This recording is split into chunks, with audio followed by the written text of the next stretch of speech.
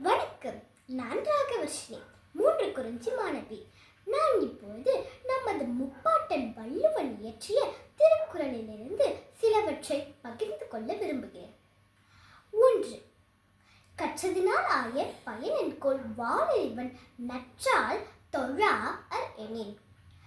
இதன் விளக்கம்: நன்கு கல்வி கற்ற ஒருவர் தூய அறிவின் வடிவாக விளங்கும் இறைவனை வணங்காவிடில் அவர் கற்ற கல்வி பயனற்றதாகிவிடும். 2.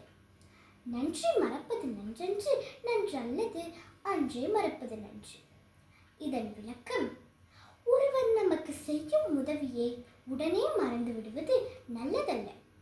அவன் நமக்கு செய்யும் குற்றத்தை உடனே மறைந்து விடுவது நல்லது. 3. கண்ணுடையர் என்பவர் கற்றோர், முகத்திரண்டு புண்ணுடையர் கல்லாதவர். இதன் விளக்கம்: கற்றவர்கள் கண்ணுடையவர்கள் என சொல்ல தகுதியுடையவர்கள், கல்லாதவர்கள் முகத்தில் இருப்பது புண்கள் என கருதப்படுகின்றது. 4.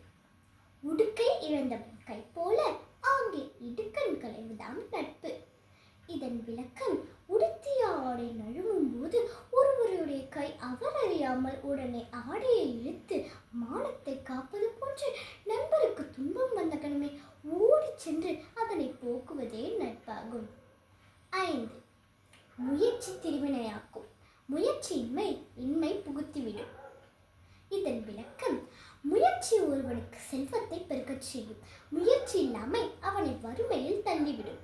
எனக்கு இந்த வாய்ப்பை அளித்த பள்ளிக்கும் ஆசிரியருக்கும் மிகவும் நன்றி.